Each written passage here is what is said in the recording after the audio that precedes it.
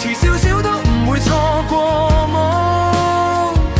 好多人成日輸，唔係因為做得唔好，係太早放棄咗自己。你慢慢行都會到，唔使急，你仲有好多路去走。你嘅時間仲慢慢行緊嚟緊你度，睇住人一個個衝線，輪到你嗰陣燈都轉咗幾片，心入面嗰句算啦，講得太快，其實你只係仲未真啫。俾多一次機會俾今日嘅你，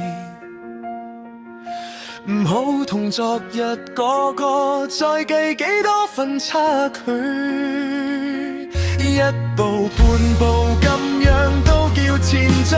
你肯踏出去，條路就會為你開燈。